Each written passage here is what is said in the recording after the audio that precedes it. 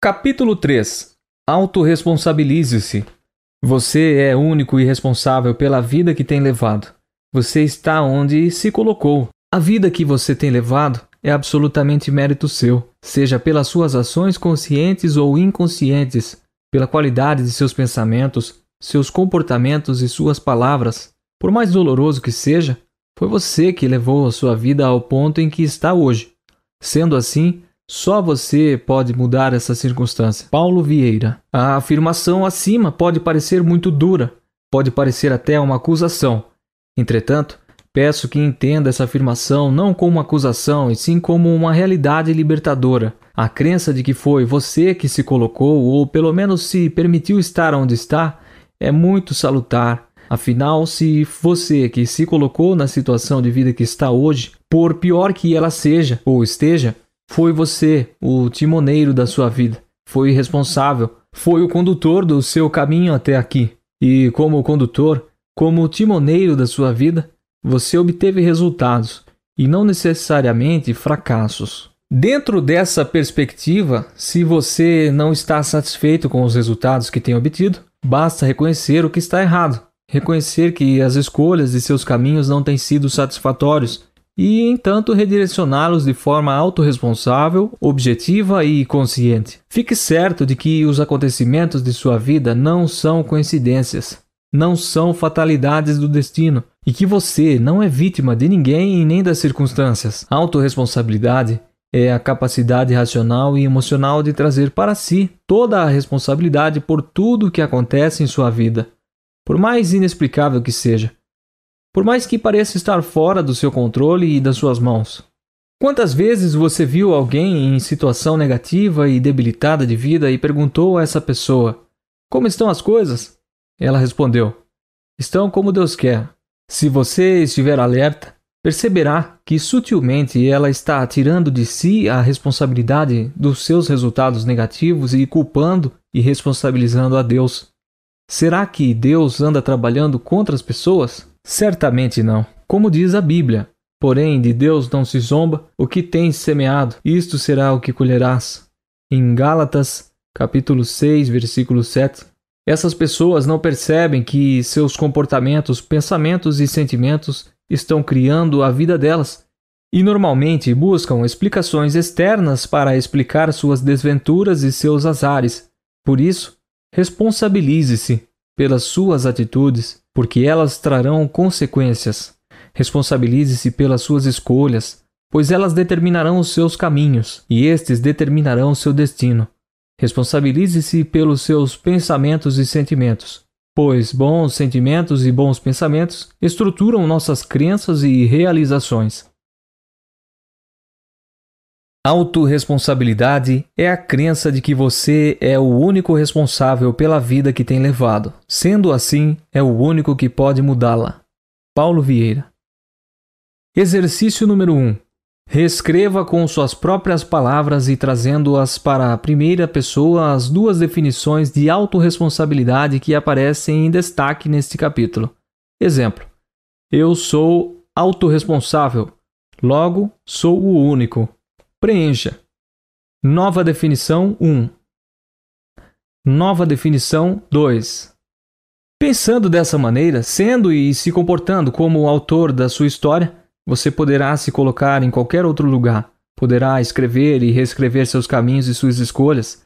A autorresponsabilidade retrata o fato de que você tem se colocado onde quer que seja, de forma consciente ou inconsciente. A atitude de autorresponsabilidade o empodera e o capacita a mudar o que deve ser mudado para continuar a avançar na direção de seus objetivos conscientes e de um equilíbrio de vida. É importante você saber que todas as nossas mudanças intencionais e as conquistas planejadas se iniciam após assimilar e passar a viver de acordo com o conceito de autorresponsabilidade. Como tudo na vida, acreditar ou não em qualquer coisa é uma questão de escolha. Acreditar que você é o único responsável pela vida que tem levado e que você constrói circunstâncias e os acontecimentos de sua vida também é uma questão de escolha. Da mesma forma, também é uma escolha acreditar que as coisas vão acontecendo de maneira completamente aleatória e imprevisível, que somos vítimas ou prisioneiros dos nossos destinos, e que vamos apenas reagindo ao mundo e aos acontecimentos. Eu, particularmente, prefiro acreditar que criamos nossas experiências por palavra, comportamento ou pensamentos, e que tudo o que comunicamos, pensamos e sentimos gera resultados e objetivos palpáveis na nossa vida. Pessoas de sucesso sabem utilizar não apenas sua estrutura mental para colher resultados, como também sua linguagem corporal, como defende a psicóloga e pesquisadora de Harvard, Amy Cuddy. Quando os resultados são ruins, essas pessoas aprendem com eles e responsavelmente optam por uma estrutura mental correta. Passam a afirmar e a pensar de modo diferente, e a se comportar também de forma diferente. Após uma derrota, pessoas de grandes conquistas não culpam as circunstâncias, as outras pessoas ou o destino. Elas assumem a responsabilidade pelos resultados e se perguntam: o que devo fazer de modo diferente para que da próxima vez os resultados sejam melhores? Uma das áreas de atuação na nossa empresa é a de recolocação profissional. E é incrível ver como, entre as pessoas que buscam se recolocar no mercado de trabalho, a maioria absoluta tira de si toda a responsabilidade pelo seu desemprego.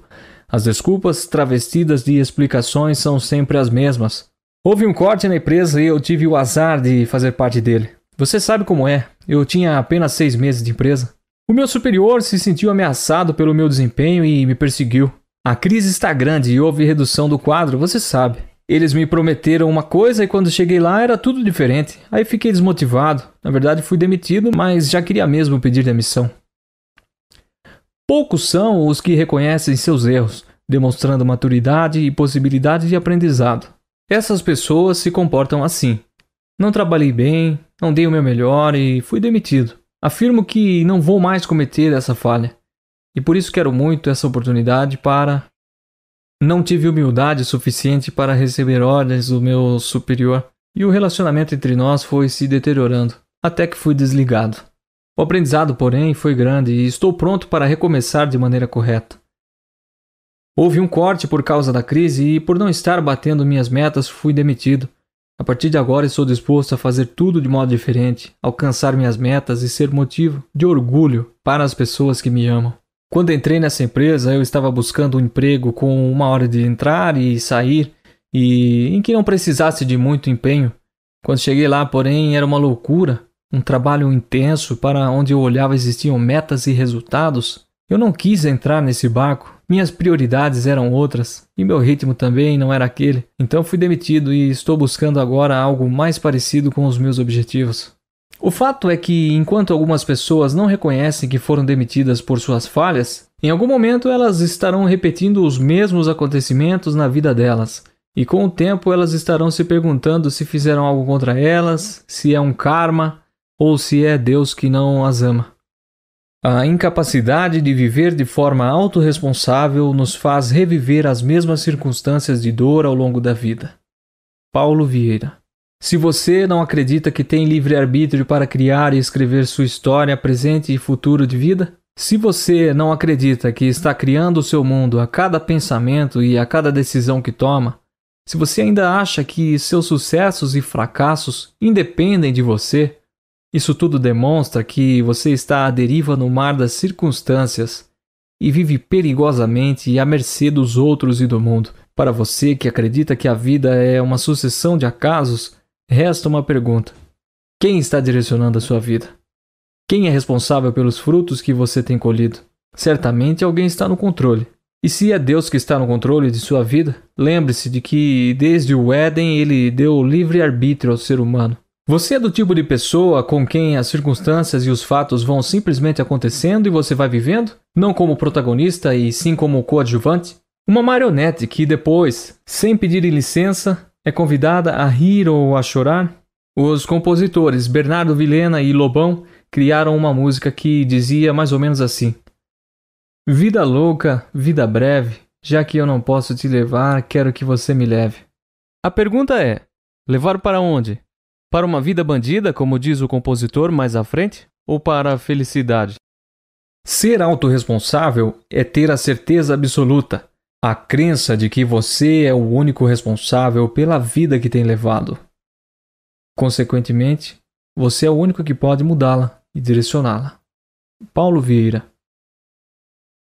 Pensar dessa maneira é uma das maiores formas de avaliar e desenvolver o seu nível de maturidade emocional, como consequência, aumentando exponencialmente sua capacidade de realização. É a certeza de possuir uma crença que valida todas as outras crenças fortalecedoras que você possui. É a garantia de que ser uma pessoa não apenas de ideias, mas também de ação, uma pessoa realizadora, enfim, uma pessoa capaz de construir uma vida feliz e plena. O psicólogo e pesquisador Daniel Goleman, no livro O Poder da Inteligência Emocional, Primal Leadership, afirma, com outros dois autores do livro Richard Boyce e Annie McKee, que 2% da população humana são os que de fato produzem mudança, 13% veem as mudanças acontecer e às vezes até apoiam e auxiliam os outros 2%. E 85% da massa mundial não percebem o que está acontecendo e simplesmente vão seguindo o grande rebanho na direção em que lhes é impingida.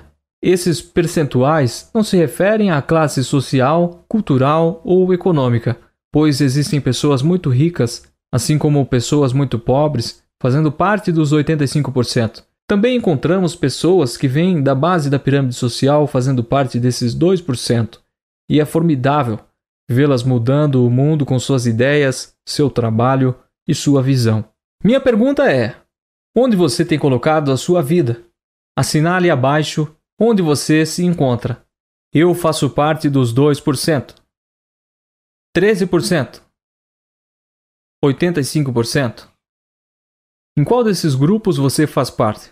Se você faz parte desses 2% que produziram mudanças, você é um grande líder. Tem pessoas ao seu redor que o seguem. Suas palavras e ações fazem diferença na vida de inúmeras pessoas. Você é reconhecido e admirado por aqueles que o rodeiam. Se faz parte desses 13% que percebem e até apoiam as mudanças, você tem um líder ou segue uma ideia de valor e a repassa. De alguma maneira, sem se expor, você contribui para um mundo melhor. As pessoas que fazem parte dos 85% são as pessoas manipuladas e conduzidas pelo sistema. Vivem o prazer imediato, possuem uma visão de mundo estreita e curta. Seu horizonte de visão futura não passa da farra de sexta-feira e do sábado. Essas pessoas não enxergam as mudanças que estão acontecendo ao seu redor porque, na verdade, também não se reconhecem. Não sabem ao certo quem são, muito menos quão grande é o valor que sua essência divina possui. Exercício 2. Escreva a seguir uma visão extraordinária de sua vida. Escreva sobre a vida que você sempre sonhou. Sem limites para sonhar. Defina o que você gostaria de ser, fazer e ter. Descreva seus sonhos mais fantásticos, sem crítica ou julgamento do que é possível ou impossível. Apenas relate a sua visão de sua vida extraordinária. Agora, compare a visão de vida extraordinária que você acabou de descrever com a vida que você tem levado, aquela que você escreveu no capítulo anterior. Esteja certo de que as circunstâncias são criadas por você e, dessa forma, só você pode mudá-las. Entretanto, para mudar as circunstâncias, antes será necessária forte decisão de romper com o passado, como também a persistência e a perseverança para manter a mesma visão e o comportamento de vitória, independentemente das condições externas. Foi isso o que fez Nelson Mandela, que passou 27 anos na prisão, muitos deles na solitária. Enquanto vários de seus colegas de cela se lamentavam, colocavam-se como vítimas do apartheid e dos colonizadores brancos, Nelson Mandela se colocava como o autor de sua história. Ele responsabilizava a minoria branca pelo fato de estar preso. Entretanto, ele se considerava o único responsável pelos seus sentimentos, seus pensamentos e suas atitudes na prisão. E também pelo que faria quando saísse de lá. Enquanto ele via seus amigos de cela e prisão sucumbirem, ele estava se preparando para ser o primeiro presidente negro da África do Sul. Estudou administração pública, aprofundou-se em direito internacional e direito penal, e em muitas outras matérias importantes para o seu futuro. E tudo isso aconteceu enquanto estava encarcerado. Quando seus colegas e até os guardas o viam com tanto bom humor e tanta felicidade. Alguns diziam: Mandela, acorda, você está na prisão, e daqui você só sai para o seu funeral. Outros, querendo entender tanta determinação e felicidade, questionavam: Como você faz para estar sempre tão bem? Ao que ele respondia: Meu corpo eles podem ter prendido, mas minha mente, pensamentos e sentimentos, sou eu que controla. E ele continuava: Posso responsabilizá-los pelas suas atitudes, porém eu sou o único responsável pelos meus sentimentos. Nelson Mandela. Que tal você trazer para a sua vida esse poderoso conceito presente na vida das pessoas de grandes realizações? Quando os acontecimentos não geram os resultados que esperamos, quando nossa vida não está como gostaríamos, temos basicamente duas opções. A primeira é assumir a responsabilidade pelos resultados, aprender com eles e mudar. A outra é achar um culpado e, de uma forma ou de outra, sempre se eximir da autorresponsabilidade, colocar nos outros e ou nas circunstâncias a responsabilidade pelo que acontece na própria vida. Tenho treinado, acompanhado e feito coaching com centenas de executivos e gestores. Percebo cada vez mais a diferença entre os prósperos e os limitados, os fazedores de dinheiro e os batedores de ponto.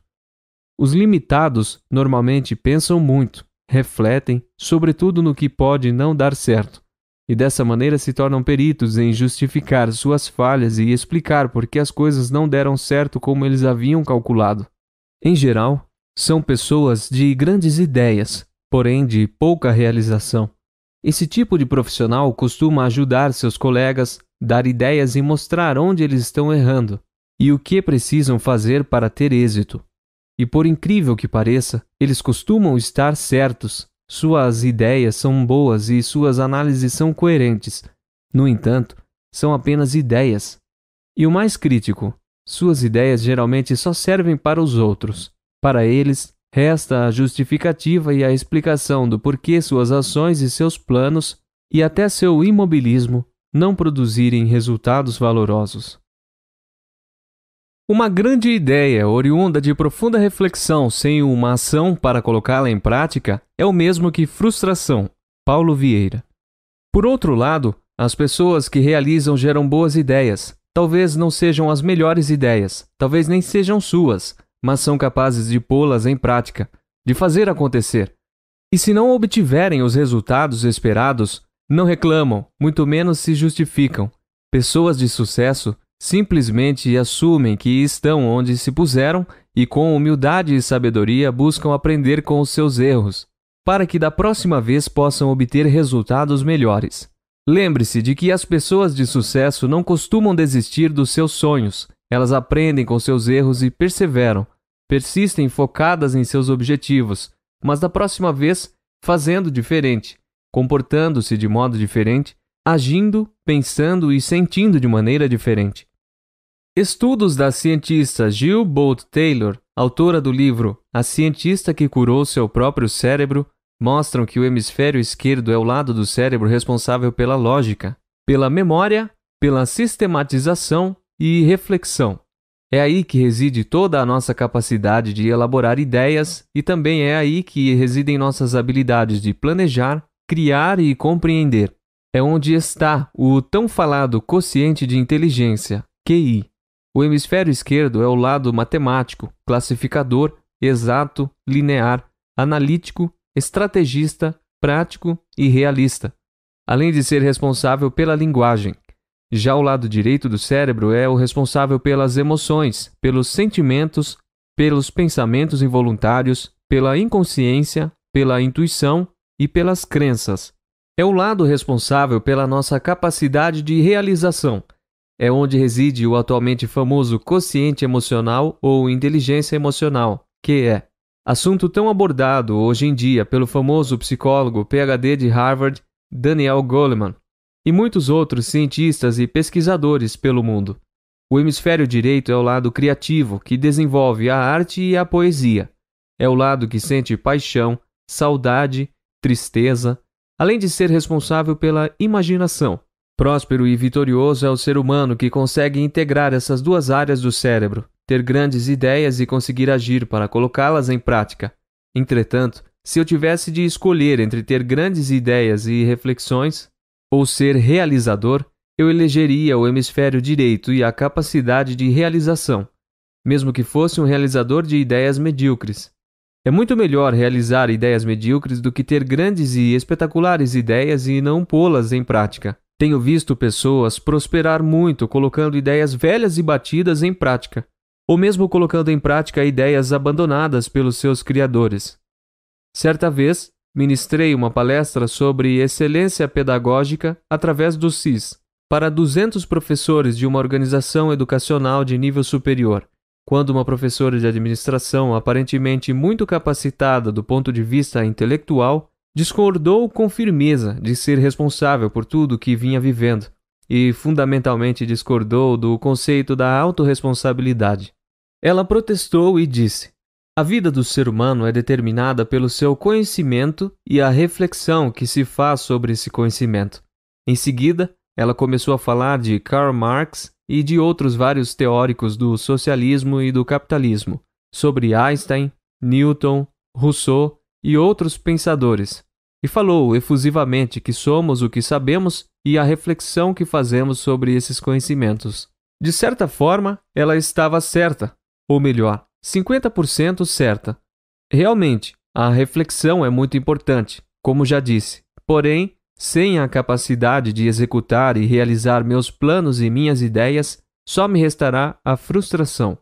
Num contexto macro, são de vital importância esses pensadores e suas teorias. No entanto, num contexto pessoal e prático, nenhuma teoria vale absolutamente nada se ficarmos atados e imobilizados por reflexões e pensamentos, em especial se essas teorias intelectuais reforçam que somos meros espectadores e que não podemos mudar ou reescrever nossa história. Depois de ela ter se pronunciado com tanta fúria, sentindo-se acusada, apresentei a todos o que Albert Einstein pensava sobre o assunto. Penso 99 vezes e nada descubro. Deixo de pensar, mergulho no silêncio e a verdade me é revelada. Precisamos tomar cuidado para não fazer de nosso intelecto o nosso Deus. Ele tem músculos poderosos, mas não tem nenhuma personalidade. Realidade é meramente uma ilusão, embora bastante persistente. A imaginação é mais importante que o conhecimento. Uma pessoa só começa a viver quando consegue viver fora de si mesma. Albert Einstein. Após deparar-se com essas ideias de Einstein, a professora que havia me contestado pensou, fez uma série de diálogos internos e, ansiosamente, pediu que eu continuasse. Depois ela me confidenciou: talvez a solução dos meus problemas existenciais esteja por aí. Quando essa professora falou de sua discordância, outra tentou puxar aplausos junto aos outros participantes, indo contra o conceito de autorresponsabilidade. Importante dizer que essa outra professora, que também não concordava com o conceito, chegou ao auditório com uma postura totalmente reativa, não participou de nenhuma dinâmica, sua postura e sua fisiologia corporal demonstravam total rejeição à instituição em que trabalhava e ao momento. Para essas duas professoras, a vida delas certamente não estava sob seus controles. As coisas não estavam como desejavam e provavelmente continuarão assim, até que elas se tornem capazes de se responsabilizar por sua vida e seu destino, até elas pararem de achar culpados por seus insucessos e suas frustrações, até elas pararem de se sentir vítimas da situação. Para prosperar, precisarão parar de odiar o mundo, como se ele fosse o algoz da vida delas. Precisarão parar de se tratar como vítimas e eliminar a atitude de autocomiseração. Como criador do SIS e palestrante internacional, tenho passado por todo tipo de empresa e conhecido muitos estilos de profissionais. Os autos responsáveis são otimistas e motivados, independentemente das circunstâncias. Mesmo que não estejam sendo remunerados a contento, eles dão o seu melhor. Mesmo que não sejam tão valorizados, continuam sendo produtivos e alegres. Quando as circunstâncias se tornam adversas e não interessantes, eles optam por não reclamar, não criticar, muito menos culpar a empresa ou seus dirigentes por se sentirem como se sentem. Eles buscam em si a solução, e se não a encontram, eles simplesmente vão em busca de seus objetivos e, de maneira ética, pedem licença para fazer seu caminho e criar responsavelmente sua história, e com certeza, uma história de sucesso. Casos da vida real. Relato um depoimento que ilustra exatamente essa atitude de autorresponsabilidade.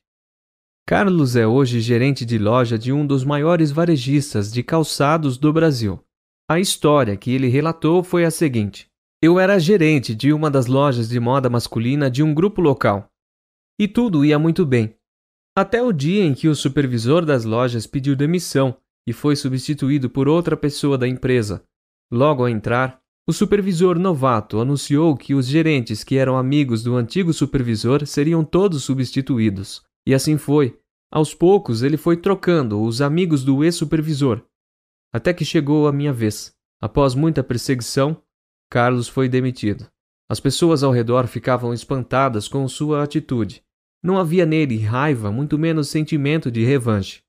Se esta empresa não reconhece todo o meu trabalho e os meus resultados, é porque aqui não é o meu lugar. É porque existe um lugar melhor para mim, dizia ele. E não seria buscando culpados e criticando o novo supervisor que ele continuaria crescendo. O que para muitos significava um problema, para ele foi uma oportunidade. Assim, menos de um mês depois de ser demitido, o supervisor de um grande grupo calçadista, sabendo da história de Carlos e de sua postura madura e impecável, contratou-o para gerenciar uma de suas lojas. Faz 10 anos que isso aconteceu. Faz 10 anos que trabalho neste grupo. Faz 10 anos que sou muito mais feliz, pessoal e profissionalmente. Minha primeira loja aqui tinha 12 vendedores. A atual tem 90 pessoas. Nunca parei de crescer. Hoje sou valorizado de verdade, concluiu Carlos. Certamente foi sua atitude de autorresponsabilidade que lhe possibilitou essa conquista. Costumo dizer que tem poder quem age. Os autorresponsáveis são assim. Eles agem, não se imobilizam pensando nas injustiças ou nos fracassos. Eles sabem que, consciente ou inconscientemente, criaram essas situações, seja por comportamento, por pensamento, por ação, seja por omissão. Por isso, eles se reconhecem como os capitães da vida deles. Reconhecem quando a rota por eles escolhida não gerou bons resultados, e só lhe resta optar por uma nova rota, um novo caminho a seguir. Eles agem de forma ativa e vivem em primeira pessoa, sendo eternos aprendizes. Tenho visto muitos vendedores que reclamam de suas empresas, dos preços não competitivos de seus produtos e serviços, da má qualidade do que vendem, criticando superiores e chefes. Entretanto, tenho visto outros dentro das mesmas empresas e das mesmas equipes que vendem os mesmos produtos e geram grandes resultados com as mesmas condições, as mesmas circunstâncias e os mesmos recursos, porém com uma grande diferença: a atitude e a crença de que eles próprios são os únicos responsáveis pela vida que têm levado. Assim, são os únicos capazes de mudar a vida deles. Um gerente me relatou: para que fosse um grande gerente, minha equipe deveria ser mais proativa e comprometida. Eles preencheriam seus relatórios e resumos de desempenho sem precisar de cobrança. O marketing da empresa seria mais agressivo e, principalmente, meu diretor seria mais compreensivo e menos exigente. Depois do seminário de inteligência emocional e de algumas sessões de coaching, seu discurso mudou, e com ele todo o seu comportamento e a sua atitude. Ele passou a falar e agir assim: sei que tenho sido relapso e omisso. A maior parte da minha equipe é muito boa, mas precisa de mais acompanhamento e cobrança. Uma pequena parte da equipe, porém, não tem atitude nem potencial para estar na empresa. Eu deveria ter tido a coragem moral de substituí-la. De qualquer maneira, todos precisam da minha experiência e de treinamento. E, na verdade, meu diretor já me deu várias chances e ainda não fui capaz de aproveitá-las. Dessa vez não vou tentar, muito menos vou fazer o meu melhor. Simplesmente vou agir. Vou fazer o que deveria ter feito há muito tempo. Vou assumir a responsabilidade pelos resultados da minha equipe e, se não obtivermos os resultados esperados, sei que fui o responsável. Estou em um momento em que continuar justificando e explicando os insucessos Não me ajudará nem neste emprego, nem em nenhum outro. Agora é a minha vez. Minha carreira e minha vida só dependem de mim. Estou indo. É chegada a minha hora. Em um mês, esse gerente provou que seu discurso era verdadeiro. Com mudanças em suas atitudes e seus comportamentos, toda a equipe mudou de forma inimaginável. Ele próprio se surpreendeu, pois não acreditava que suas mudanças tivessem tanto poder, que gerassem mudanças tão fortes e profundas na equipe em relação às vendas, aos procedimentos e ao clima organizacional. Em outro caso, um vendedor de uma concessionária, em um momento de desabafo, relatou-me: tudo nesta empresa é difícil. O salão de vendas é antiquado e muito apertado. A marca que nós vendemos está em declínio. Nossa assistência técnica é a pior do mundo. Ela só faz piorar a situação. Como é que se pode vender desse jeito? O problema não sou eu. O problema são os outros, que não me deixam fazer o meu trabalho direito. Ele continuou: Paulo Vieira, quem precisa de treinamento e consultoria não sou eu nem a equipe de vendas, e sim os diretores. Se eu pudesse mudar a empresa, se eu fosse o gerente ou o dono daqui, aí sim, tudo seria diferente. Mas como Deus não dá asa à cobra, sabe como é que é. Então vou levando como Ele quer. Para mim, estava tudo muito claro. Era um caso típico de um vendedor sem autorresponsabilidade. Um vendedor que se sentia injustiçado, vitimado pelo mundo, pelas circunstâncias e pela empresa. Todo o seu fracasso era provocado pelos outros, e ele infelizmente não tinha meios de mudar a sua pobre existência. Depois de tanta lamúria e autocomiseração, já não aguentando mais, perguntei: há quanto tempo você está na empresa? Há 8 anos, ele respondeu. Quer dizer que você já fez muitos treinamentos e conhece tudo sobre esses automóveis e essa marca? Ao que ele respondeu: duvido que alguém aqui entenda mais dessa marca e de vendas do que eu, afirmou ele de forma categórica. Então, por favor, me responda. Por que os novatos, jovens com pouca experiência em veículos e vendas, estão vendendo mais do que você? Com toda a prontidão, como se já estivesse esperando pela pergunta, ele respondeu em um tom agressivo e vitimizado. Se eles estivessem aqui desde o começo, estariam também como eu, desmotivados e cansados de remar contra a maré. Escondendo minha impaciência por tanta autocomiseração, continuei o processo de coaching. E por que você continua nesta empresa há tanto tempo, se não concorda com suas políticas internas, estratégias e estrutura física? O que o impede de ir buscar algo melhor, mais compatível com o seu potencial e seu estilo? Se você é tão bom, por que você não foi em busca de uma empresa que saiba reconhecer seu valor e sua experiência? Ele permaneceu calado por algum tempo, sem responder a nenhuma dessas perguntas. Olhou para cima em busca de uma resposta convincente. Depois ficou com o olhar perdido no horizonte, quando enfim olhou para baixo. Sua fisiologia corporal se tornou mais humilde e seus olhos se encheram de lágrimas. Então ele falou: na verdade, tudo está diferente. Antigamente havia muito mais clientes. Não havia tantas marcas competindo conosco. Era só Ford, Fiat, Chevrolet e Volkswagen. Agora é uma loucura. Toyota, Renault, Peugeot, Mitsubishi, Honda, Nissan. São mais de 30. Muitas delas com fábricas aqui no Brasil. Fora todas as outras que são importadas. Com um ar de nostalgia, ele continuou. Na época em que o fundador era quem tocava a empresa, não existia tanta cobrança. A gente tinha mais liberdade. A verdade mesmo é que era muito mais fácil vender um carro. Eram os clientes que compravam.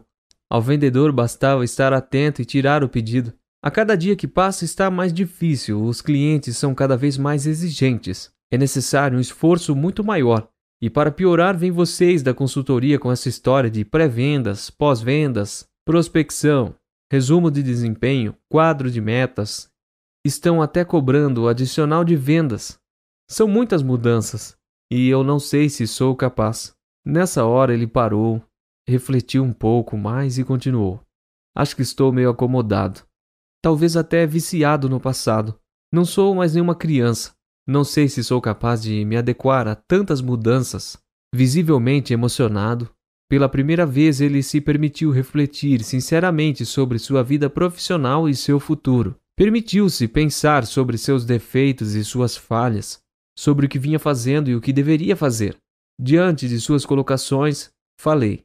O início de sua virada já começou a acontecer, pois você foi capaz de olhar para dentro de si e usar da autoconsciência, enxergar o que está bom e o que está ruim, o que deve ser mantido e o que pode ser mudado.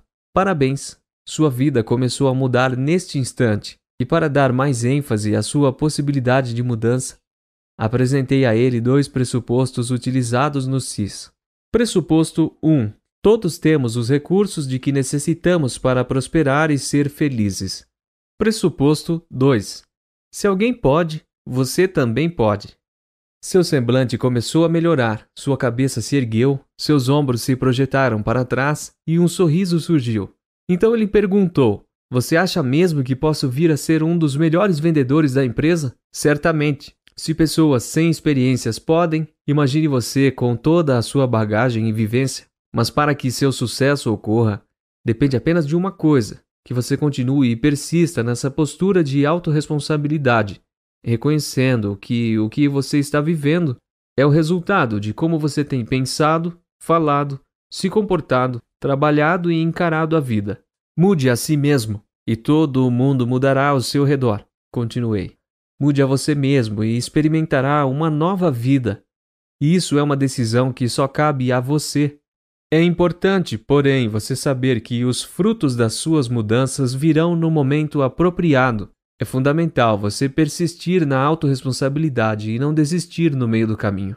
Dei de presente a esse vendedor o meu livro, Eu, Líder Eficaz, e em pouquíssimo tempo pude apreciar e me deleitar com uma nova pessoa que surgiu, um novo profissional, um cabedal de mudanças capazes de redirecionar toda a sua vida, familiar, conjugal, social, até melhorar sua saúde e sua aparência física. Em conversas posteriores, ele me relatou que a ferramenta que ele mais usou foi o conjunto das 6 leis para a conquista da autorresponsabilidade. As 6 leis para a conquista da autorresponsabilidade. Primeira, se for criticar as pessoas, cale-se. Segunda, se for reclamar das circunstâncias, dê sugestão. Terceira, se for buscar culpados, busque a solução. Quarta, se for se fazer de vítima, faça-se de vencedor. Quinta, se for justificar seus erros, aprenda com eles. Sexta, se for julgar alguém, julgue a atitude dessa pessoa. Essas 6 práticas, transformadas em hábitos diários, trarão tantas mudanças que as pessoas ao seu lado e você mesmo perceberão que uma nova pessoa está surgindo e que novas oportunidades e possibilidades estão batendo à sua porta. Elas perceberão que coisas muito boas estão acontecendo sem explicação, e então você perceberá que a mágica da autorresponsabilidade chegou até você, e verá que a autorresponsabilidade, quando incorporada à forma de viver de alguém, produz verdadeiras maravilhas. Vamos entender melhor cada uma das leis da autorresponsabilidade. Lei 1. Não criticar as pessoas. Na língua portuguesa, criticar significa examinar com critério, notando a perfeição ou os defeitos. Significa também dizer mal ou censurar algo ou alguém. Por favor, não venha me dizer que suas críticas são construtivas e que o objetivo real é ajudar o outro. Nunca vi em toda a minha vida alguém que criticava o outro pensando realmente em ajudar. Como você se sente quando alguém olha para você e com um tom de que sabe mais do que você sobre o assunto diz: olha, vou te fazer uma crítica construtiva, mas é para o seu bem. Basta que essas 2 palavras, crítica construtiva, sejam pronunciadas para que seu semblante caia, o olhar baixe e a pessoa se prepare para a bordoada que está por vir. Se o foco e a intenção fossem de fatos positivos, a pessoa não faria uma crítica. Ela se calaria ou daria uma ideia. Daria algo cujo foco fosse o acerto e não o erro. Algo que colocasse o ouvinte para cima e não para baixo. Se você é daqueles que adoram criticar e analisar tudo, e continua achando que a crítica é um mal necessário, experimente, em vez de fazer a crítica, dar uma sugestão ou ideia. Você verá que os resultados obtidos serão muito maiores e que as pessoas farão questão de sua companhia e da sua orientação, algo que não acontece com os que gostam de criticar. Lembre-se, é muito fácil criticar, É muito cômodo falar do cisco nos olhos dos outros, porém isso nos impede de ver a trave nos nossos olhos. Quando paramos de criticar, nosso foco passa a ser a solução e não o problema. Nossa mente subconsciente passa a responsabilizar-se. Nossa mente subconsciente passa a se responsabilizar pelos acontecimentos e de forma mágica e inconsciente as decisões e as atitudes se tornam mais acertadas, mais proativas, mais maduras e finalmente mais produtivas. Lei 2. Não reclamar das circunstâncias. A definição da palavra reclamar é muito clara e não dá margem para outra interpretação. Reclamar é exigir para si, reivindicar e, em outra abordagem, significa também queixar-se, protestar e lamuriar. Infelizmente, existem pessoas que pautam a vida à base de reclamações e cobranças desenfreadas, criando para si uma existência pobre e carente. Na Bíblia, existem muitos relatos do poder das palavras proferidas pelas pessoas, mas mesmo assim, muitos cristãos continuam com uma total imprudência verbal, usando palavras de reclamação e lamúria como uma faca sem empunhadura, que quanto mais tentam pegar para usar, mais se ferem. Em Coríntios 1, capítulo 10, versículo 10, está escrito o seguinte: que não se lamentem e lamuriem como fazem alguns, pois estes foram destruídos pelas mãos do anjo destruidor. A única coisa real que se consegue com reclamação e lamentação é provar a imperfeição e a incapacidade da outra pessoa, tentando fazer com que quem reclama seja supostamente superior e mais capaz. O que ganha uma mãe apontando e reclamando constante e frequentemente dos erros do filho? Como o filho se sente tendo apenas seus erros apontados? Existe algum ganho nessa situação, a não ser o filho perceber que a mãe é capaz, inteligente e ele é exatamente o inverso disso? O que ganha um funcionário quando o chefe o humilha e frequentemente aponta só as suas falhas? Nessa situação, o chefe se lamenta e se vitimiza por causa do funcionário. O chefe culpa o funcionário pela falta de crescimento da empresa, em vez de assumir a responsabilidade pelo que acontece. Como se sente um aluno que nunca recebeu um elogio do professor?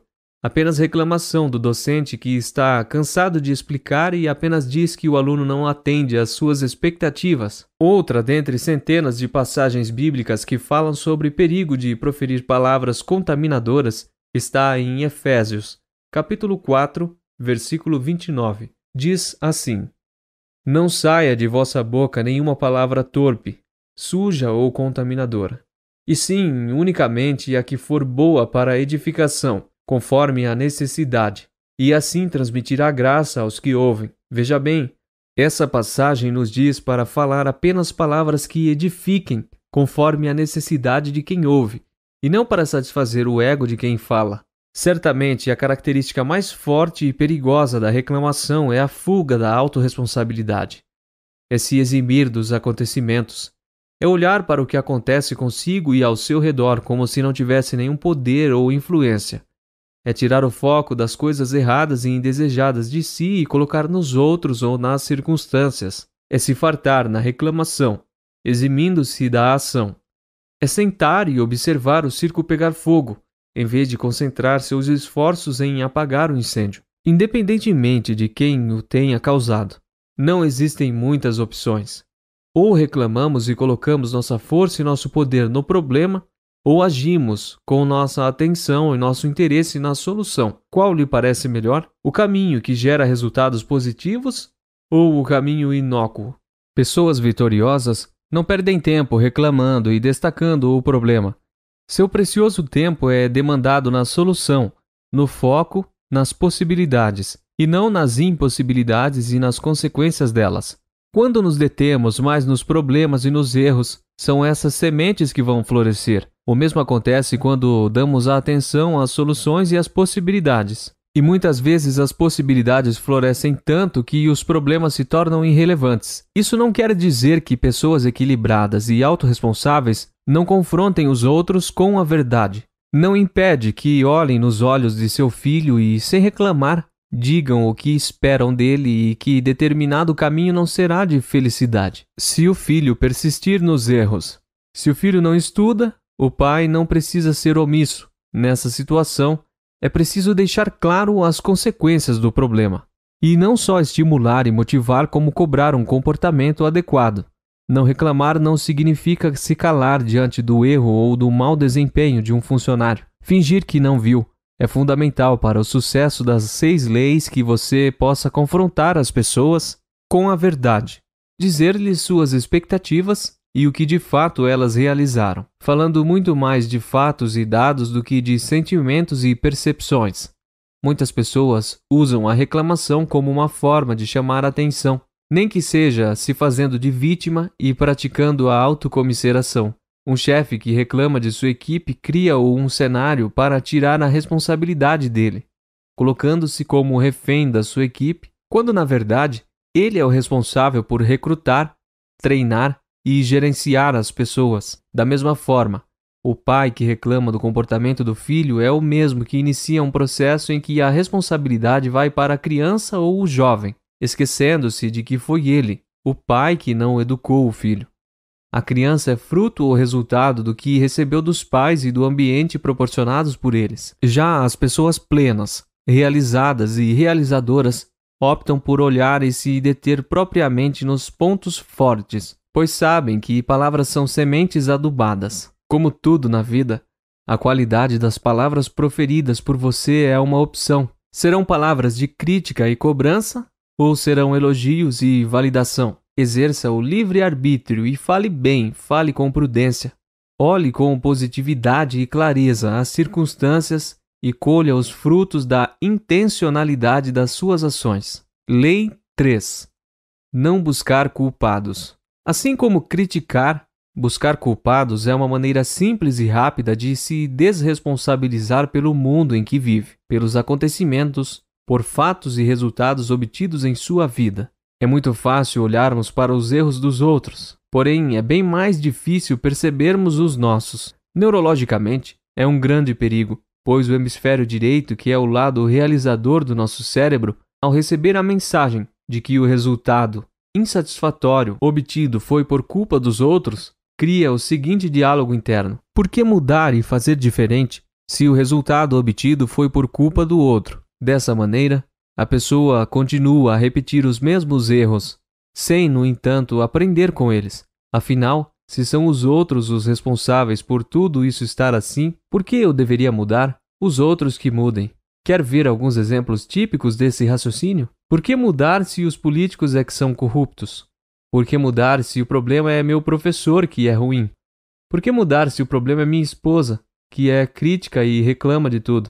Por que mudar se o problema é minha equipe, que é desmotivada e não corre atrás das vendas? Por que mudar se o juiz de futebol é que é o ladrão e meu time sempre perde?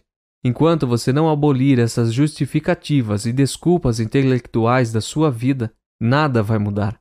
Tenho visto muitos vendedores chegar de uma venda, ou melhor, de uma tentativa de venda, reclamando, criticando e culpando os clientes por seus resultados ruins. Eles só querem descontos impossíveis, prazos enormes, etc.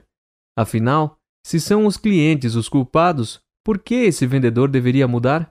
Por que esse vendedor deveria usar novas técnicas?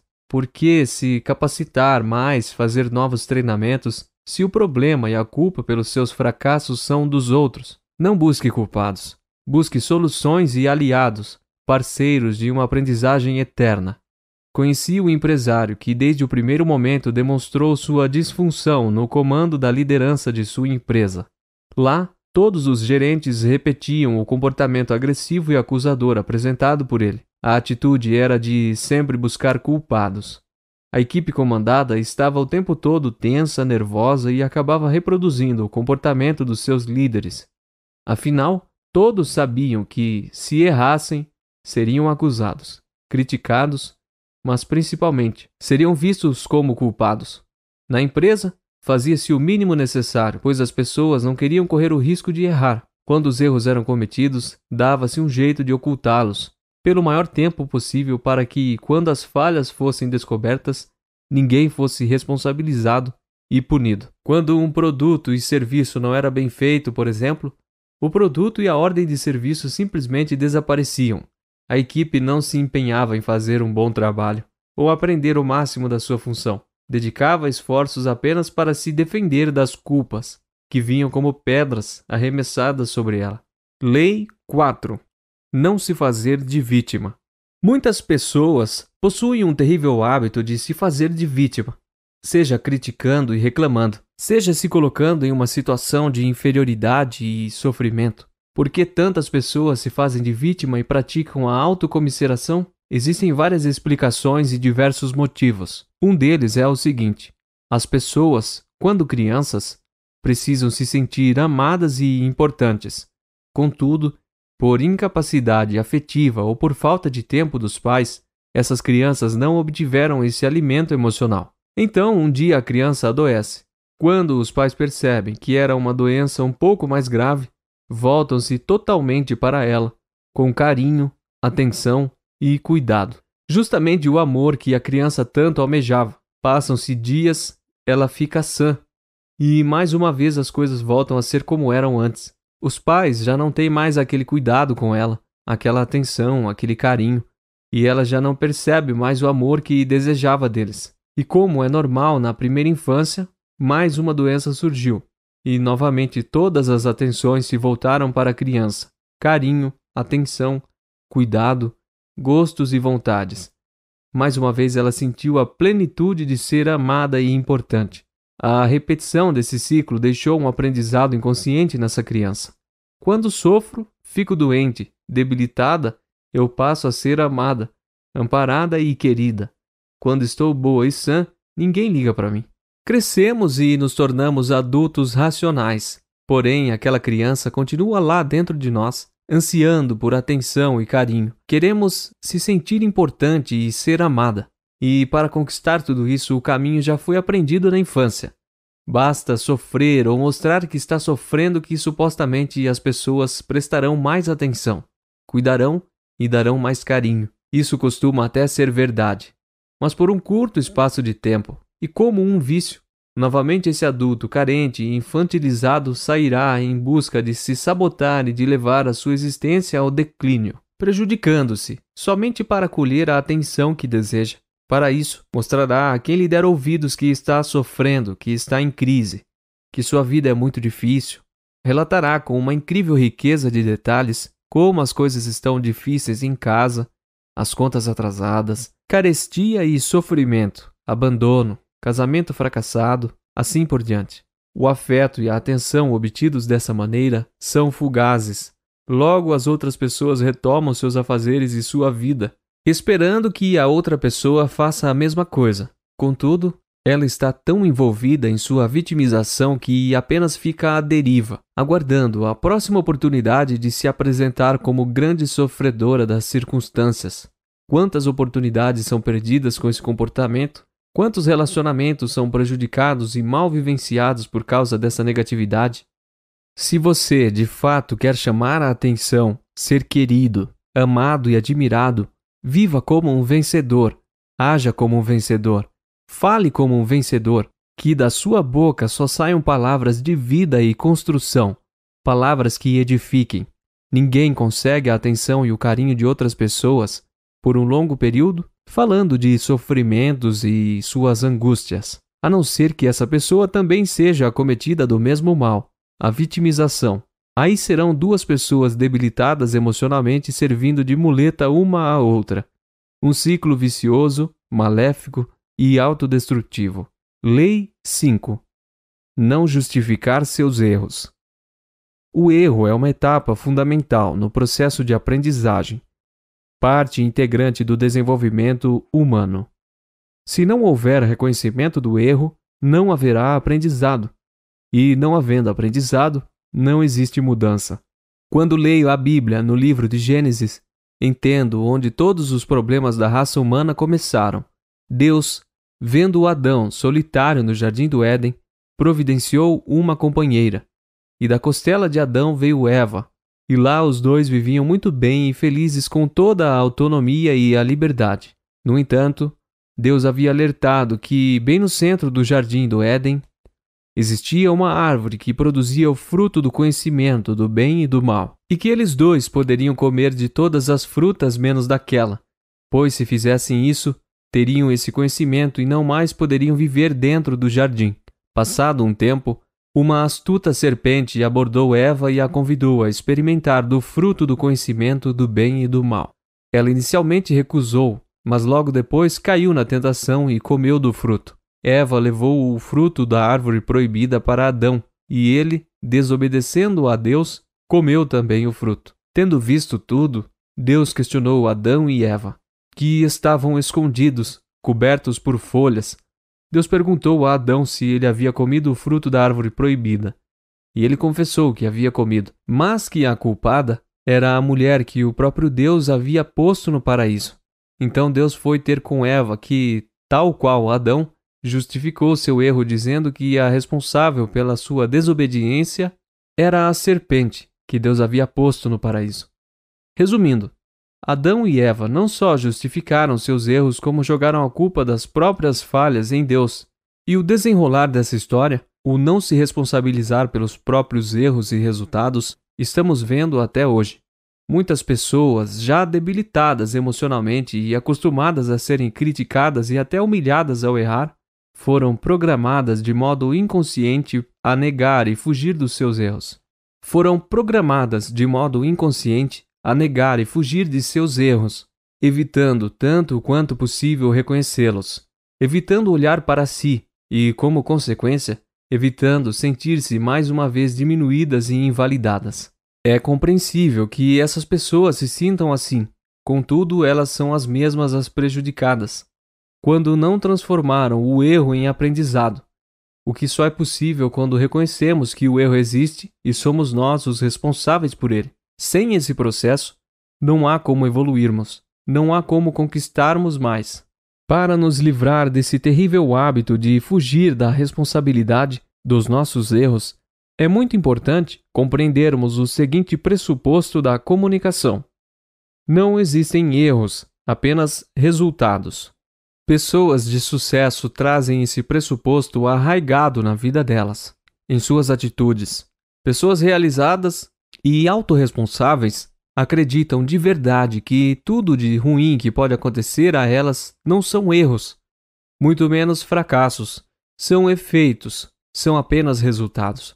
Dessa maneira, podem aprender com eles e sabem que para não colher os mesmos frutos basta fazer diferente na próxima vez. Existe um ditado que afirma: loucura é continuar fazendo a mesma coisa e esperar resultados diferentes. Todas as pessoas alcançam algum tipo de resultado. Se estou gordo, não preciso entender como frustração ou fracasso. Posso entender como resultado de minha maneira de viver e me alimentar. E se quero outro resultado, basta mudar, encontrar outra maneira de me ver, viver, alimentar e me exercitar. Se as vendas neste mês não foram satisfatórias, isso não precisa ser encarado como uma derrota, pois se fizer isso, ficará debilitado, desmotivado e provavelmente no mês seguinte será ainda pior. Você pode encarar os resultados fracos como um aprendizado sobre a maneira de não agir em relação às suas vendas no próximo mês. Se você não prospectou novos clientes, mude e faça isso. Se você não usou técnicas de vendas, use-as. Se sua fisiologia corporal não foi tão atraente, eleve os ombros, crie um belo sorriso no rosto, enfim, aprenda com tudo e com todos, e a partir do resultado obtido, mude a si mesmo na busca de novos e melhores resultados. Lei 6. Não julgar as pessoas. Quando alguém nos ofende, a reação normal na maioria das pessoas é se magoar e entender a ofensa como algo pessoal e direto. Quando alguém nos fecha no trânsito, o mais comum é xingar, reclamar e até fazer sinais imorais, agressivos e obscenos, entendendo a fechada como algo proposital e pessoal, algo que o suposto barbeiro fez diretamente contra você. Essa maneira de levar a vida é muito pesada e nada produtiva. É como dar força e poder a quem não deveria ter esse impacto sobre a sua vida.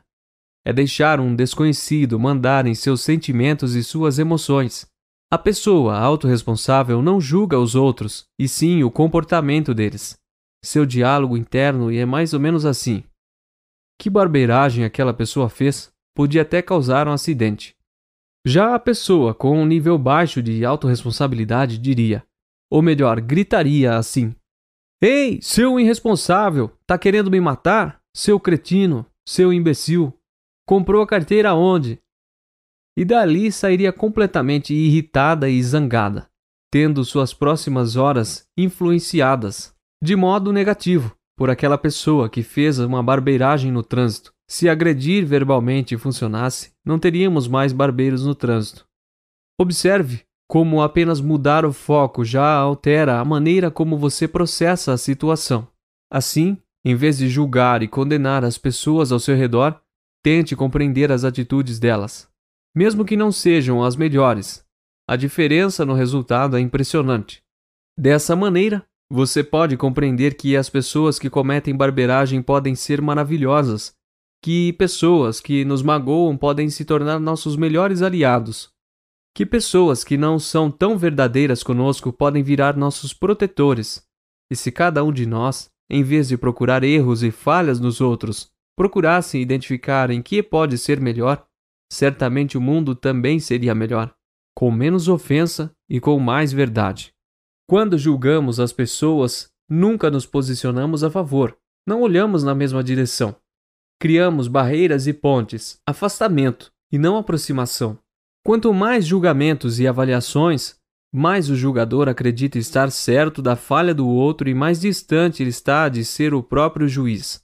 Avalie as falas seguintes. João, você fez tudo errado. Você errou de novo. Assim não dá. Essa é a 4ª vez que eu mostro seus erros. Quantas vezes eu já te falei sobre isso? O que essas falas causam? Apontar os erros e as falhas de João acrescenta o quê na vida não só dele como na de quem o acusa? E se em vez de julgar você falar apenas do comportamento e dos resultados, ajudando-o a trazer uma solução e mostrando o quanto você confia em quem essa pessoa é e no que ela faz?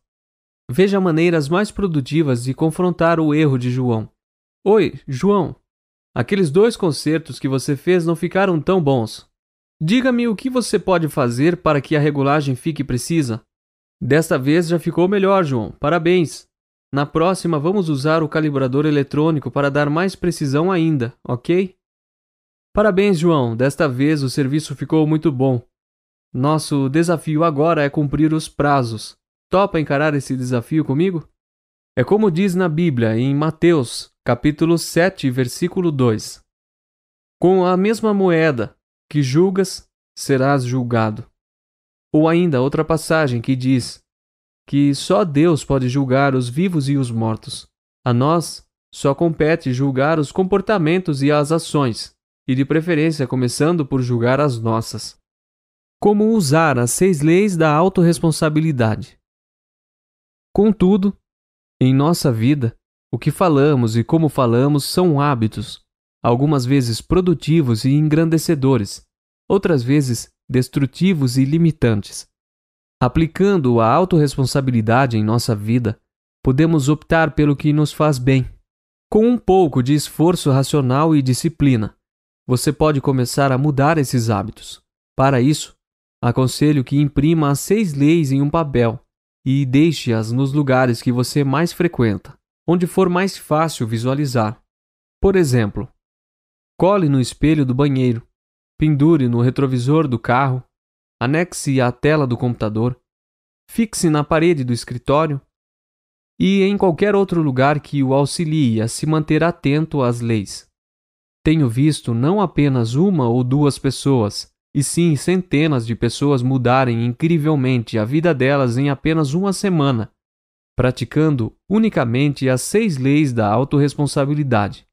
Vai lá, imprima, leia, faça bom uso e comece agora a sua transformação de vida. Lembre-se de que tudo muda depois que você muda. Uma pessoa que muito admiro, dona de uma madeireira, colocou as 6 leis em cartazes espalhados pela empresa, inclusive nos banheiros.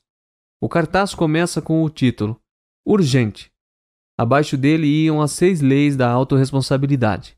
Outros clientes transformaram-nas em adesivos. E você, o que fará para disseminá-las? Agora, escreva o nome de quem tem sabotado sua vida, seus sonhos e suas escolhas. Se não foi o seu nome que escreveu, significa que ainda está negando a autorresponsabilidade. Significa que ainda olha para o lado e vê culpados pela situação em que se encontra. ignorando, intencionalmente ou não, o papel que você representa em sua própria vida.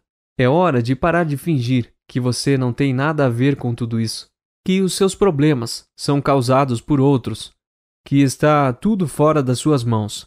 É chegada a hora de assumir seus erros e seus acertos. Assim, aprender a fazer de maneira diferente. Como já falamos antes, só desse modo é possível conquistar novos resultados, aqueles com os quais você vem sonhando há tanto tempo. Usando narrativas para mudar a si mesmo.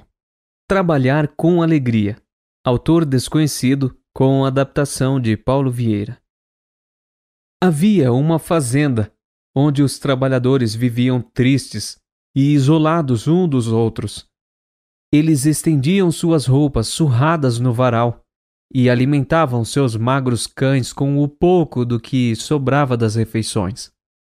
Todos os que viviam ali trabalhavam na fazenda do senhor João, dono de muitas terras, que exigia trabalho duro e pagava muito pouco por isso.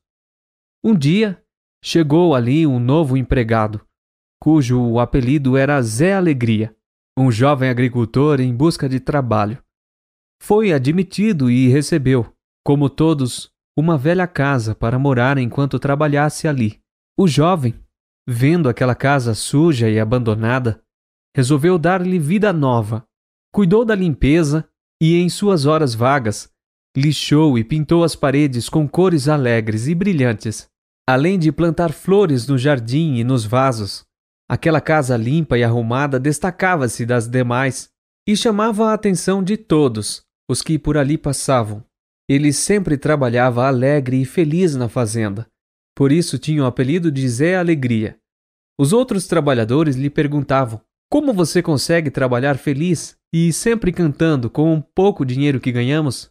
O jovem olhou para os amigos e disse: bem, este trabalho hoje é tudo o que eu tenho. Eu posso escolher como viver e, em vez de criticar e reclamar, prefiro agradecer por ele. Quando comecei a trabalhar aqui, percebi as condições e o tratamento que as pessoas recebiam. Como ninguém me obrigou a aceitar este emprego, não tem sentido eu ficar reclamando. Não é justo que, agora que estou aqui, fique criticando. Pelo contrário, farei com capricho e amor tudo aquilo que aceitei fazer. Os outros, que acreditavam ser vítimas das circunstâncias, abandonados pelo destino, o olhavam admirado e comentavam entre si: como ele pode pensar assim? O entusiasmo do rapaz em pouco tempo chamou a atenção do fazendeiro, que passou a observá-lo à distância. Um dia, o seu João pensou: alguém que cuida com tanto carinho da casa em que emprestei e da roça que me pertence, certamente cuidará com o mesmo capricho da minha fazenda como um todo. Ele é o único aqui que pensa como eu. Estou velho e preciso de alguém que me ajude na administração da fazenda. No final de tarde, o seu João foi até a casa do rapaz e, depois de tomar um café bem fresquinho, ofereceu ao jovem o cargo de administrador da fazenda. O convite que o rapaz aceitou prontamente. Com o novo cargo, vieram também uma nova casa, um novo salário e inúmeras possibilidades. Seus amigos e colegas logo começaram a falar que ele era um grande puxa-saco, pois tinha convidado aquele crápula para tomar um café em sua casa. Passado algum tempo como administrador, seus ex-colegas e atuais subordinados lhe chegaram para comentar como ele era sortudo e que tudo dava certo para ele. A resposta do jovem veio logo: em minhas andanças, meus amigos, eu aprendi muito. E o principal é que não sou vítima do destino. Existe em nós o livre-arbítrio, e com ele a capacidade de realizar e dar vida nova a tudo o que nos cerca. E isso depende de cada um, continuou ele. Toda pessoa é capaz de efetuar mudanças significativas no mundo que a cerca. Mas o que geralmente ocorre é que, em vez de agir, jogamos a responsabilidade da nossa desdita sobre os ombros alheios e esperamos que eles atendam a nossas expectativas, que eles mudem, que eles sejam e ajam como nós queremos. Sempre encontramos alguém a quem culpar pela nossa infelicidade, esquecidos de que ela só depende de nós mesmos. Desta feita, eu decidi mudar a minha vida E para que isso aconteça, sei que não poderei mudar ninguém, que não seja eu mesmo. Essa é a única maneira de colher mudanças positivas em longo prazo. Eu consegui o maior desafio do mundo. Eu mudei a mim mesmo. E hoje sou responsável pela minha vida e pelo meu destino. Para encobrir a indolência, o medo, os rancores, a infelicidade e o sentimento de incapacidade, muitos jogam a culpa nos pais, no cônjuge, no governo, nos empresários, nos políticos, na sociedade como um todo, esquecidos de que quem elege os governantes são as pessoas, de que quem gera empregos são os empresários e de que a sociedade é composta pelos cidadãos, incluindo eles próprios, e que eles mesmos ainda repetem alguns dos erros que tanto os incomodam nas outras pessoas. Assim, cada um tem a sua completa responsabilidade na formação da situação que o rodeia, e para ser feliz, basta dar ao seu mundo um colorido especial. Como o personagem da história, trabalhar com alegria, que mesmo numa situação deprimente para os demais, soube fazer do seu mundo uma realidade bem diferente. Nós podemos e devemos criar a realidade do mundo que nos rodeia. Isso também é autorresponsabilidade. Ah, se eu tivesse tido oportunidade. Pessoas com baixa autorresponsabilidade culpam a falta de oportunidade como o fator imobilizador e responsável pela mediocridade de sua vida, dizendo assim: se eu tivesse o dinheiro, se eu tivesse a chance, se meu pai tivesse sido, se eu tivesse mais estudo, como o se tem sido mal aplicado.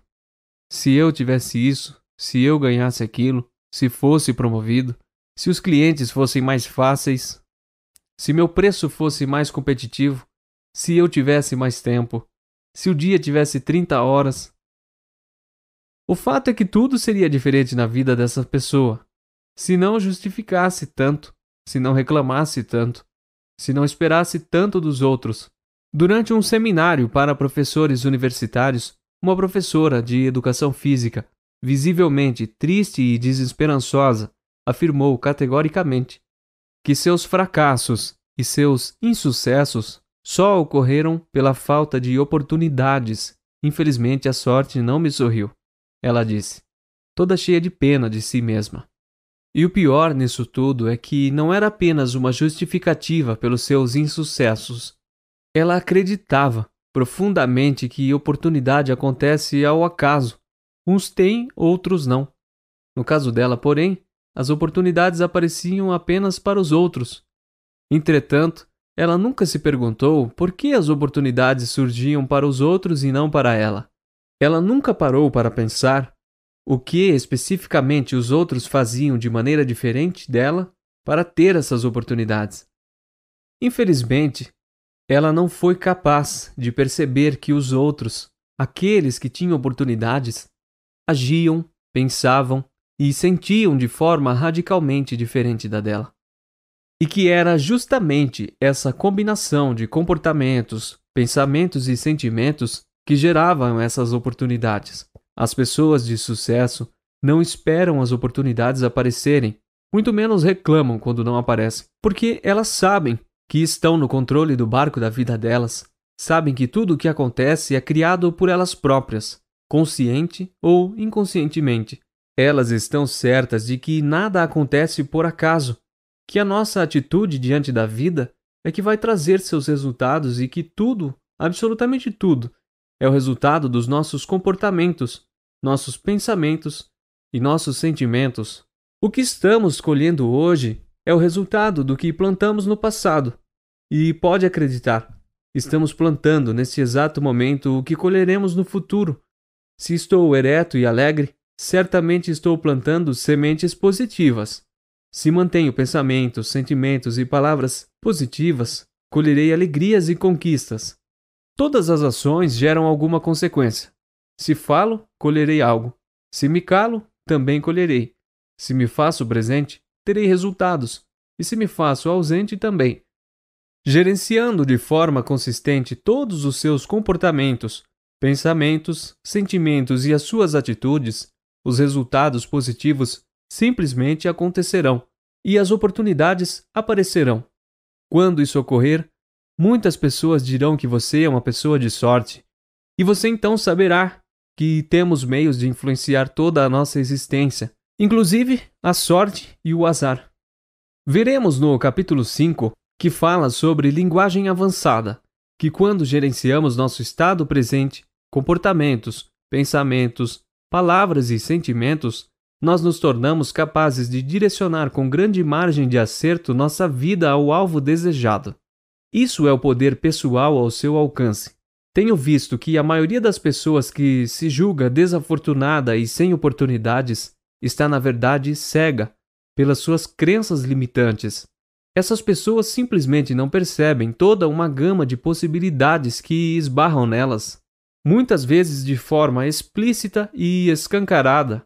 Pessoas que esperam pelas oportunidades não sabem absolutamente nada sobre dirigir ou conduzir sua vida, muito menos sobre autorresponsabilidade.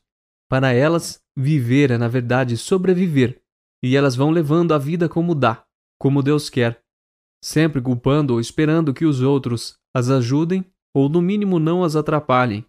Esteja certo, isso dá um azar. Oportunidade se constrói, não se espera. Conheci há algum tempo um vendedor veterano que continuava esperando pelo pulo do gato, o grande lance de sorte que mudaria sua vida, a ideia que transformaria toda a sua existência. Ele nunca pensou, ou melhor, responsabilizou-se por construir uma carreira vitoriosa. Afinal, ele esperava pelo golpe de mestre, algo fora do seu controle, algo que aconteceria e transformaria sua vida. E assim ele poderia dar um salto quântico e realizar todos os seus objetivos. Vendo suas dificuldades financeiras e pessoais, convidei-o para fazer um dos meus treinamentos de vendas.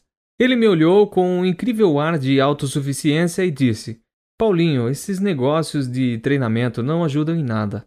Ou você é vendedor ou não é. Olha, eu tenho mais de 20 anos em vendas e nunca precisei fazer nenhum treinamento. De forma direta, argumentei. Então me diga, por que as coisas estão sempre tão difíceis para você? Por que você é um vendedor de uma empresa tão pequenina, sem expressão e que paga comissões tão baixas? Foi aí que ele deixou clara sua falta de autorresponsabilidade. Sabe como é? Disse ele. Se eu tivesse tido mais oportunidade, não estaria hoje aqui. Minha vida sempre foi muito difícil. Muitos irmãos, pouco dinheiro, você sabe. Eu tentei mais uma vez. Você não acha que este curso com o que estou presenteando é uma oportunidade? Afinal, lá estarão gerentes e proprietários de outras empresas, vendedores e consultores de vendas. E quem sabe, durante esse curso você conhecerá alguém que poderá lhe dar essa tal oportunidade. Ele finalmente concordou e ainda completou.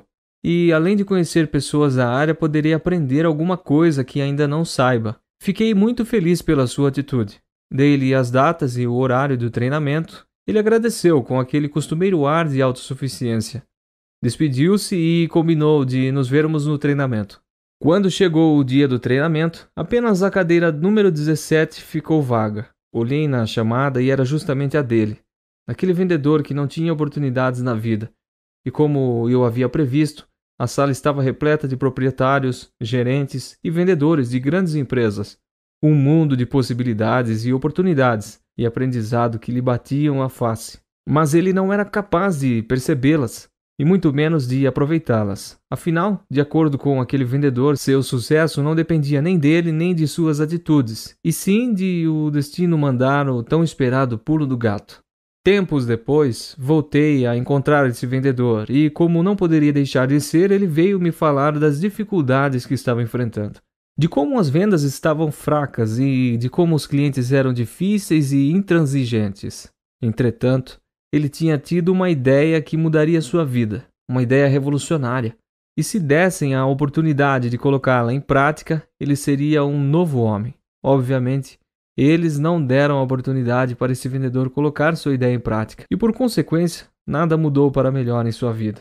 Como é frustrante a vida das pessoas que não são capazes de construir suas oportunidades, como são frágeis profissionalmente aqueles que se colocam à mercê do mundo, na fila, à espera de uma oportunidade. Essas pessoas mal sabem ou preferem não saber que essas oportunidades se manifestam constante e sistematicamente na vida de todos. No entanto, Pessoas com a autorresponsabilidade desenvolvida não apenas percebem, como também as criam e principalmente as aproveitam. Martin Seligman, um dos pioneiros da psicologia positiva, PSP, no livro Aprenda a Ser Otimista, atesta que quanto mais a pessoa se sente responsável pela vida que tem levado, mais realizada e plena ela é. Traga a autorresponsabilidade não apenas como uma filosofia de vida, mas também como uma crença forte e arraigada em sua mente, suas palavras e atitudes. Uma boa maneira de encerrar esse capítulo é fazer uma analogia com um barco à vela. Nessa história, o barco é a nossa vida. Nós somos o timoneiro, e o mar e o vento são as circunstâncias que nos rodeiam e sobre as quais não temos controle. Seja o capitão de sua vida e aproveite o vento que aparentemente soprava contra para impulsionar o seu barco. Aproveite a maré e as correntes que antes o atrapalhavam para direcioná-lo para os seus objetivos, antes que o mundo e as circunstâncias o façam. Você não pode mudar o mar, o vento e as correntes, mas pode mudar a direção do barco, a posição das velas e do leme para atingir os seus objetivos. Não para refletir, e sim para sentir. Autor desconhecido com adaptação de Paulo Vieira. Possuis os recursos financeiros coerentes com as tuas atitudes, nem mais, nem menos, mas o justo para as tuas lutas internas. Teu ambiente de trabalho é o que elegeste espontaneamente para a tua realização. Teus colegas e amigos são as pessoas que atraístes com tua própria afinidade, habilidades e debilidades. Portanto, teu destino está constantemente sob o teu controle. Deus te deu livre arbítrio e tu escolhes, recolhes, eleges, atrais, buscas, expulsas, modificas tudo aquilo que te rodeia a existência. Cuida das palavras que saem da tua boca. Elas têm poder de vida e de morte. As tuas palavras têm poder de bênção e maldição. Teu corpo clama, teus ombros pedem, tua coluna ereta ou não é eloquente. Teus olhos gritam de felicidade ou tristeza, sucesso ou fracasso. Teus pensamentos e vontades são a chave de teus atos e atitudes. São as fontes de atração e repulsão na tua jornada e vivência. Não reclames nem te faças de vítima. Antes de tudo, analisa e observa. A mudança está em tuas mãos. Estabelece a tua meta, reprograma a tua mente, decide o que quer ver, decide como ver. Busca o bem e viverás melhor. Embora ninguém possa voltar atrás e fazer um novo começo, qualquer um pode recomeçar agora e fazer um novo fim. Mudando minha existência sem mudar as pessoas. Algumas pessoas, falsamente autorresponsáveis, acham que devem ou precisam mudar quem está ao seu redor para que a vida delas seja produtiva e próspera de modo que esperam. Entretanto, o verdadeiro autorresponsável se basta em relação à atitude e ao bom uso do livre-arbítrio dado por Deus. As pessoas realmente prósperas sabem por experiência própria que não é produtivo nem frutífero tentar mudar as pessoas à sua volta. Elas sabem que seria um ato de arrogância e prepotência sair por aí como um sábio do mundo, querendo que as pessoas sejam diferentes, impelindo, coagindo, persuadindo ou até mesmo impondo que as pessoas sejam aquilo que eles, sábios do mundo, entendem como o certo. As pessoas autorresponsáveis sabem que, em médio e longos prazos, os resultados de tentar mudar as pessoas e fazê-las atender às suas expectativas e fazê-las agirem como querem que elas ajam são normalmente desastrosos. Antes de tentar mudar alguém, devemos mudar a nós mesmos. Se não conseguirmos mudar a nós, como conseguiremos mudar outras pessoas? Tenho visto muitos pais que aplicam penas severas aos seus filhos por tirarem notas ruins como alunos, quando, na verdade, essas notas são reflexos diretos dos pais descompromissados. Se existisse uma avaliação para pais, certamente estes seriam reprovados de imediato, com notas muito piores que a dos filhos. Um pai autorresponsável, antes de querer mudar seu filho, muda a si mesmo, talvez dialogando mais, sendo mais presente, mais amoroso e até sendo mais firme em vez de permissivo. Esse pai poderia ainda deixar de ser tão crítico, tão ditador, tão agressivo e sempre o dono da verdade, que invalida tanto o seu filho e faz crer que é incapaz e inadequado para a vida. inadequado inclusive para tirar boas notas.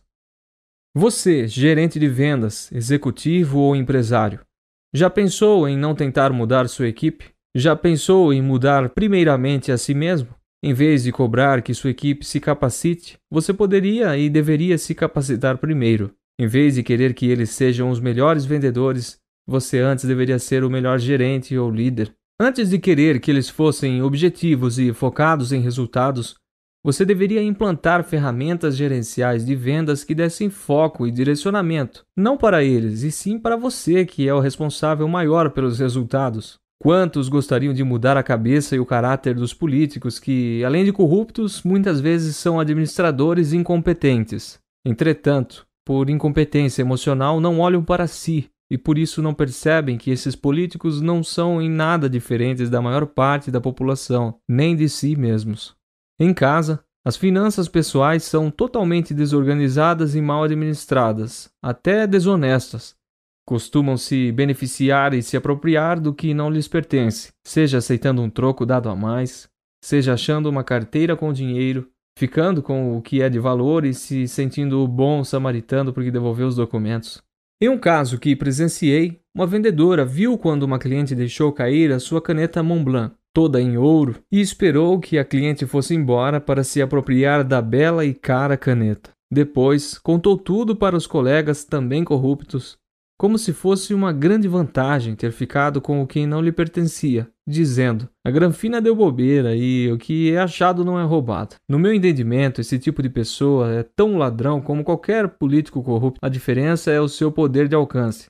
Certamente, se tivesse mais alcance, estariam roubando a merenda escolar ou desviando o dinheiro do povo. A única coisa que as torna diferentes é o patamar onde elas estão e onde suas mãos conseguem alcançar. Desse modo, seja diferente antes de querer ou exigir que os outros mudem. Mude a si mesmo. Mude a sua forma de pensar, de sentir, e tudo ao seu redor vai mudar como um passe de mágica. Tudo ao seu redor vai se adequar coerentemente a essa nova pessoa que surge. Você. Confrontando a si e aos outros com a verdade. Jesus Cristo é a minha grande inspiração, o maior de todos os líderes, o maior de todos os empreendedores, o mestre dos mestres. Ele possui o poder verdadeiro e quer nos ensinar. Ele de fato era completamente autorresponsável. Ele não criticava, não reclamava, não buscava culpados, não se fazia de vítima, de modo nenhum julgava as pessoas. Entretanto, ele confrontava as pessoas e as situações com a verdade. Ele era completamente verdadeiro e não fugia nem se calava diante do que precisava ser dito. Ele não se privou de expulsar os vendilhões do templo. Ele não se calou diante dos hipócritas, fugindo da ira vindoura. Ele não se omitiu diante dos discípulos quando, em vez de orar e vigiar, foram dormir. Isso também serve para nós, que ao buscar autorresponsabilidade, devemos nos alegrar com a verdade, ainda que ela doa em alguém, mesmo que ela doa em nós.